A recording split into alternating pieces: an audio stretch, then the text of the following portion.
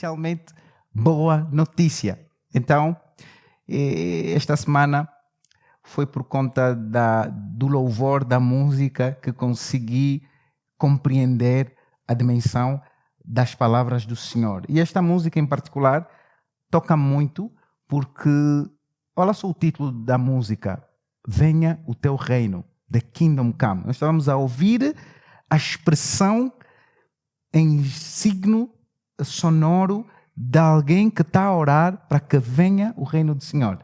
Daí que nós selecionamos esta música.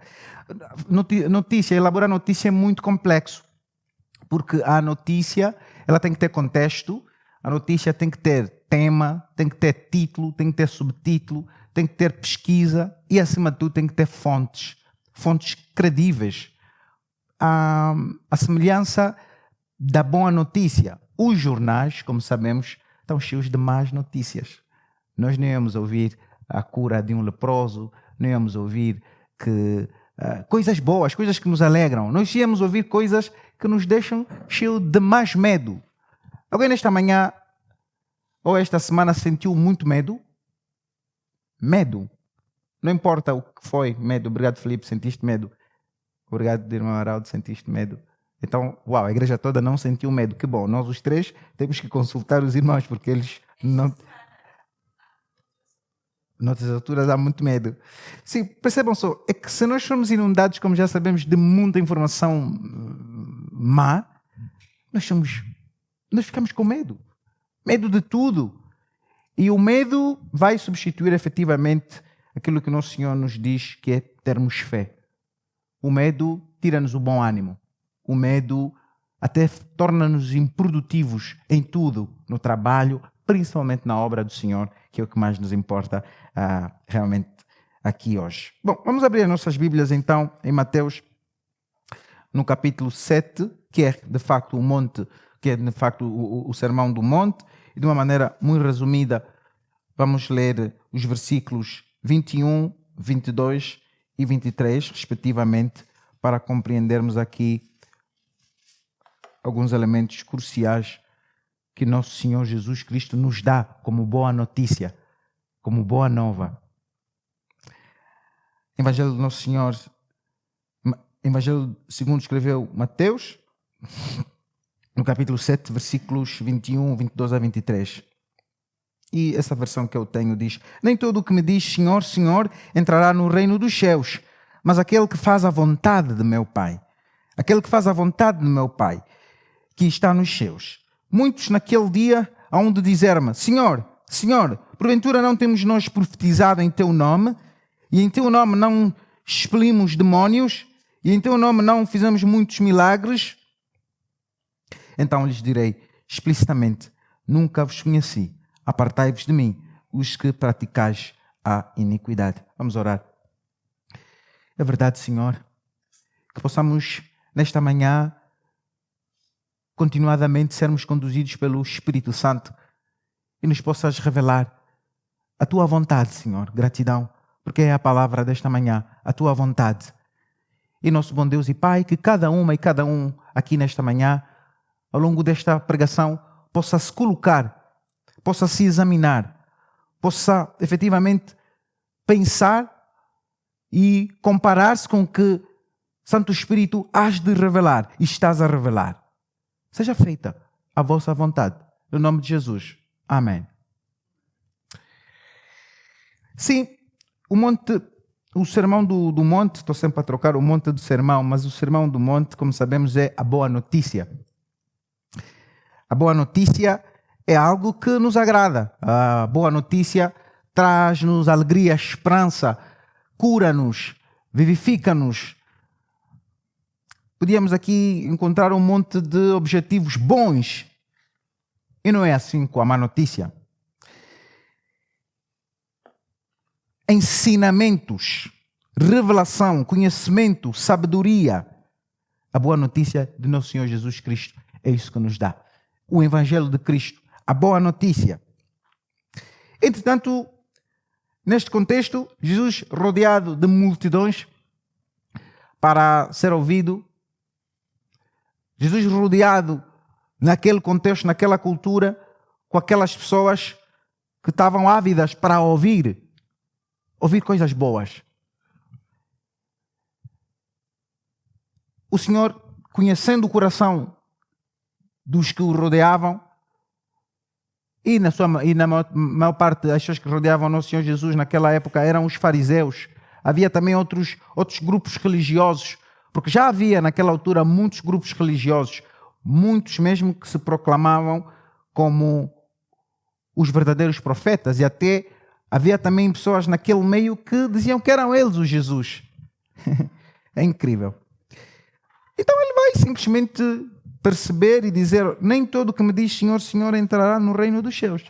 Porque naquele aglomerado haviam pessoas que chamavam o nome do Senhor aparentemente com alguma intimidade. E o Senhor, faço ideia a Jesus, nosso Senhor Jesus, na sua maneira filosófica, sábia, simples, acima do entendimento, acima da ciência, deve ter surpreendido. Olha, estás a me chamar Senhor? Não, mas eu não sou o teu Senhor. Assim, de uma maneira simples. Estás a me chamar irmão? Eu não sou teu irmão. Estás a me chamar pai? Eu não sou teu pai. Estás a me chamar Senhor? Nem todo o que me diz Senhor, Senhor entrará no reino dos céus, mas aquele que faz a vontade de meu Pai que está nos céus. Muito simples. Nosso Senhor Jesus não era dar muitas voltas, era objetivo. É uma característica da notícia. A notícia ela é curta, objetiva, clara, concisa. Tu ouves agora e tu percebes. Daí que sim, o Evangelho é a boa notícia. E é uma característica muito peculiar. Eu até penso que a notícia, o noticiário, o jornal, o jornalismo, inspirou-se efetivamente no Evangelho de Cristo. E no versículo 22, muitos naquele dia hão de dizer: Senhor, Senhor, porventura não temos nós profetizado em teu nome? Lá está. Naquele aglomerado haviam falsos profetas. Ou seja, pessoas que se auto-intitulavam os profetas, os verdadeiros. Não temos nós profetizado em teu nome, e em teu nome não expelimos demónio, e em teu nome não fizemos muitos milagres.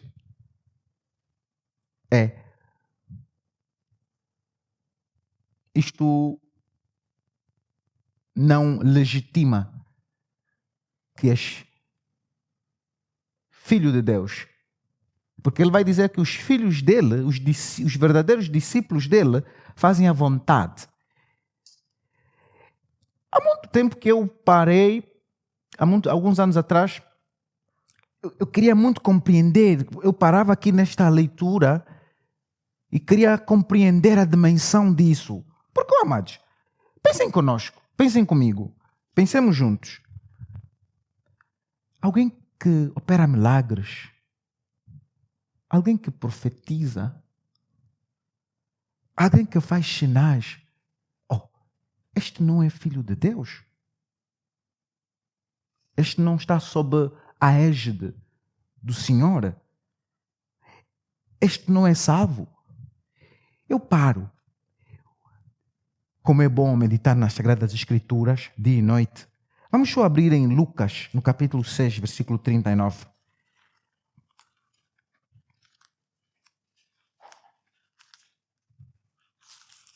E começou a fazer sentido. Lucas, capítulo 6, versículo 39. Eu penso que não é Lucas, é João. Um momento. Coloquei Lucas, mas na verdade é João, o certo. E começa a fazer sentido. João, capítulo 6, versículo 39.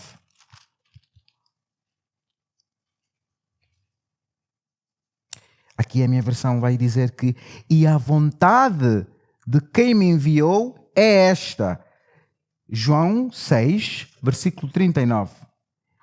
E a vontade de quem me enviou é esta, que nenhum eu perca de todos os que me deu. Pelo contrário, eu ressuscitarei no último dia. No 40 vai dizer: de facto, a vontade de meu Pai é que todo homem que vir o Filho e nele crer tenha a vida eterna, e eu o ressuscitarei no último dia. Então existem muitas pessoas que mesmo profetizando, operando milagres, sinais, não creem em Jesus. E nosso Senhor Jesus, sábio acima do entendimento humano que estava, sabia as pessoas que vinham por interesse, por religiosidade, que vinham aparentemente só para... Diz o Evangelho que também muita gente seguia Jesus porque ele operava milagres, porque ele multiplicava, e naquela altura de penúria, de penumbra, no contexto judaico em que nosso Senhor Jesus crescera, encontrara, as pessoas seguiam o Messias porque dava dinheiro, operava milagres e gostavam de ouvir. Ora, então, hoje o tema do nosso sermão é os verdadeiros discípulos de Jesus. Assim sendo, João começa a nos dar uma abertura do entendimento de qual é a vontade de Deus. A vontade de Deus é efetivamente que todos aqueles que Deus apresentou em Jesus Cristo não se percam, mas tenham a vida eterna, ou seja, sejam salvos. Amados, essa pregação é sobre salvação. Os discípulos de Jesus, quem são? Os verdadeiros discípulos de Jesus são transformados pelo poder da boa notícia. Vivem da boa notícia e promovem a boa notícia. Permanecem e crescem no conhecimento do autor e consumador dessa boa notícia mediante a fé. Em casa, se os irmãos e as irmãs lerem João 15, 16 e 17, hão de compreender todo esse mistério, onde nosso Senhor Jesus Cristo apresenta efetivamente o relatório final a Deus. Pai, eu apresentei-lhes a tua vontade, eu apresentei-lhes a tua palavra, eu vou me retirar do mundo. Eles, entretanto, estão no mundo, mas não são do mundo. Eles creram, eles creem que eu sou o enviado de ti. Era este o dilema. Enquanto as multidões reuniam no Senhor Jesus, muitos não criam nesse Senhor, pelo qual a vontade de Deus estava eminentemente instruída nele, ou estava nele. Os discípulos de Jesus alinham-se ao propósito do Senhor. A renúncia. A renúncia. Há entendimento, sabedoria, discernimento, conhecimento da chamada, revelação pelo poder do Espírito Santo. Há santificação. Hoje na escola bíblica nós falamos da santificação. Portanto, os discípulos de Jesus estão mortos pelo pecado. E a palavra nos diz que sem a santificação é impossível ver Deus. Como é que nós dissemos Senhor, Senhor, se não temos uma comunhão com Deus? Se não renunciamos? E também se não temos entendimento das Sagradas Escrituras, nem discernimento. Ora, naquela simulação da notícia, vou buscar até para os irmãos lembrarem. Foi aqui algo muito rápido que eu escrevi, mas está dentro desta pregação. João Batista, que na altura era tido como o legítimo que batizava e o que preparava o caminho, vai então dizer e dar testemunho de Jesus Cristo, o Salvador, o que batiza com o poder do Espírito Santo. Nos atentemos a isto. E não hei de me alongar, porque o Espírito Santo está a trabalhar nesta manhã no coração da irmã e do irmão, até no meu. Amados, João dá testemunho de Jesus Cristo. João batizava com água. Ele vai dizer que o que vem após mim batiza com Espírito. E quando nós somos batizados com o Espírito, ora, o nosso posicionamento, o nosso entendimento, a nossa vida é contrária a uma vida natural, ao homem normal, ao homem natural. E a minha mensagem, diz o apóstolo Paulo, a minha pregação não foi marcada pela superação, não foi marcada pela persuasão da sabedoria humana, mas pela manifestação do Espírito, do poder de Deus, para que a vossa fé não se apoiasse na sabedoria dos homens, mas no poder de Deus. 2 Coríntios capítulo 2, versículo 4 a 5. Ela acrescenta ainda mais. Porém, aquele que vive do Espírito é capaz de fazer um juízo sobre todas as coisas, e a ele ninguém pode julgar. Ele pergunta: quem poderá conhecer o entendimento do Senhor? Quem será capaz de lhe dar conselhos? Mas nós, os que nasceram do batismo do Espírito Santo, temos o entendimento de Cristo. Um paralelismo aqui. Notem, o nosso Senhor Jesus Cristo foi ora prometido, o Salvador. Apóstolo, portanto, o João, o evangelista, ele vai apresentar à igreja naquela época aquele que vai batizar com o Espírito Santo. João batizava apenas com água. Percebam, o que batiza com o Espírito Santo é esse que legitima a vontade de Deus. E quando nós somos batizados com o Espírito Santo, já não somos nós a agir. É aquela canção que já não eu, mas Cristo vive em mim. Ou seja, o próprio Espírito Santo nos guia, nos conduz. E sim, esses são os verdadeiros discípulos de Deus. Agari, e os que não são batizados com o Espírito Santo não são verdadeiros discípulos de Deus? Não, não é isso que eu estou a dizer. O não é isso que eu estou a dizer, não é não. Eu só não estou a dizer isso. Mas estou a dizer que quem crê em Cristo Jesus, automaticamente, segundo João 15, 16, 17, Jesus lhe batiza com o Espírito Santo. E esse passa a agir em conformidade ao poder do Espírito Santo. Assim como o apóstolo Paulo vai dizer que a mensagem não foi por persuasão de sabedoria humana, mas pela manifestação do poder de Deus. A palavra em Atos, no capítulo 13, 12, Bernabé e Paulo foram enviados pelo Espírito Santo a Chipre. Na cidade de Chipre havia um mágico, alguém que praticava magia. Apóstolo Paulo, enchido do poder do Espírito Santo,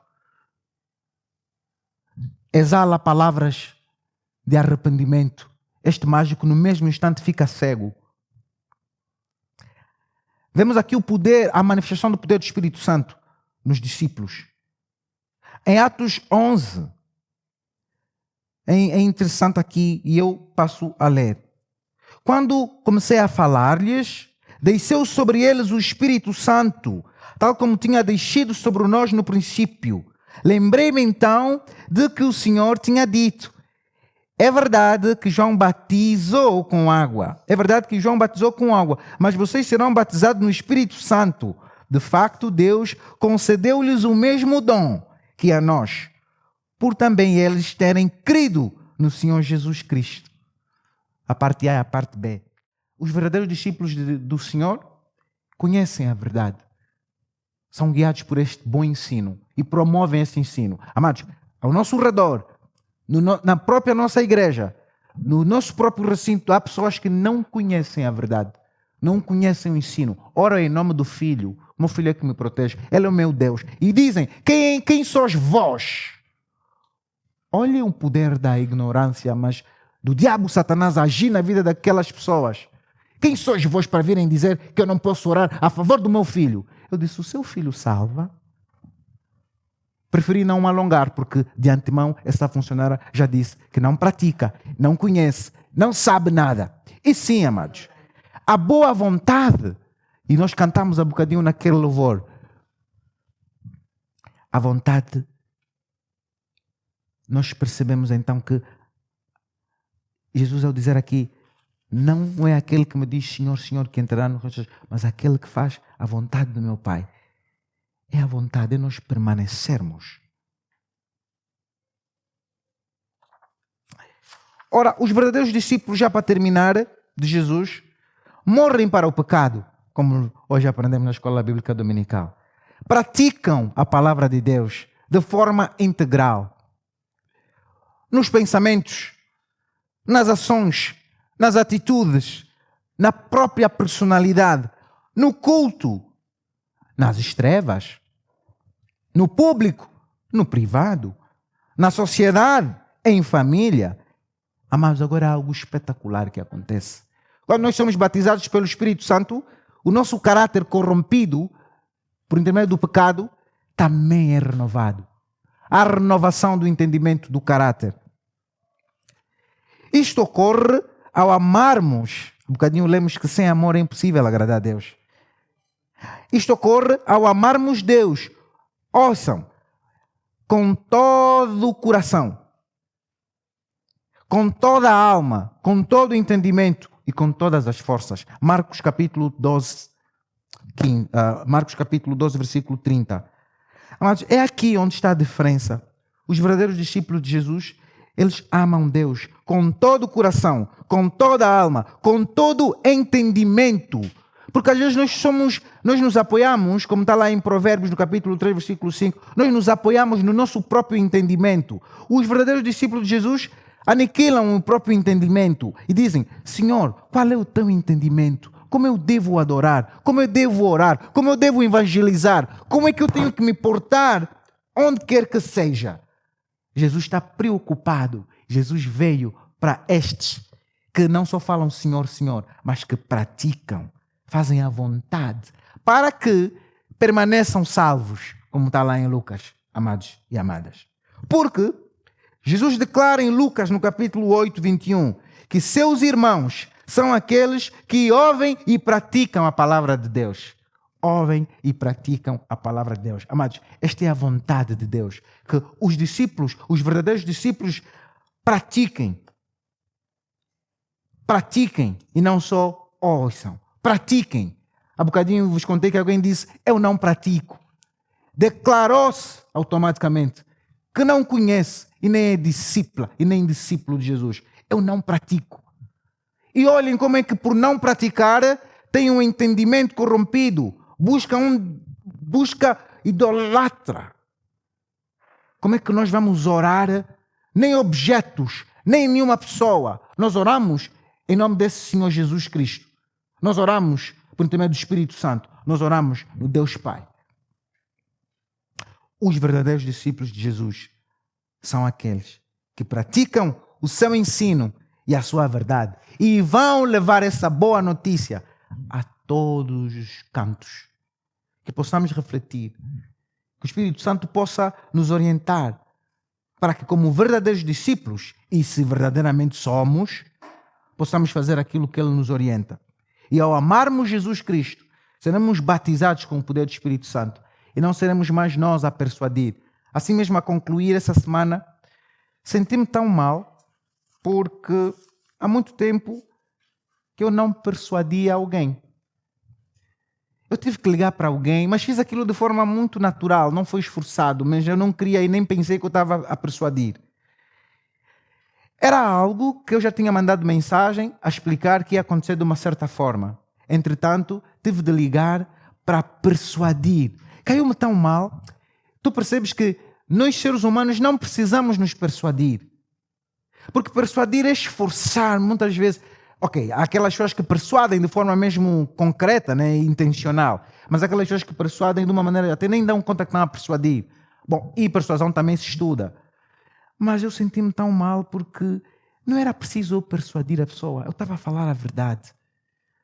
Mas acho que a pessoa ainda assim queria que eu ligasse para persuadi-la. E sim, quando eu liguei, não sei se eu senti que estava a persuadi-la. Mas foi um sentimento muito humano. Amados no Senhor, os discípulos de Jesus não precisam persuadir ninguém. Porque o Espírito Santo age e as pessoas sentem o poder do Espírito Santo. Logo, aceitam. Os discípulos de Jesus conhecem a sua chamada, sabem quem são. E quando não sabem, pedem oração, direção a Jesus, que disse uma vez mais, que não é por nós chamarmos Senhor, Senhor, Senhor, e que por operarmos milagres e sinais, que herdaremos o reino dos céus, mas aquele que pratica a palavra dele. Esse verdadeiramente é o discípulo dele. Até aqui a palavra do Senhor. Que possamos ser transformados ao praticarmos essa palavra, meditando na Bíblia dia e noite e levando essa boa notícia que dá alegria, que dá esperança, que liberta e que nos dá uma boa doutrina, um bom ensino, não estes ensinos da perdição. Que o Senhor se digne a abençoar essa mensagem. Amém.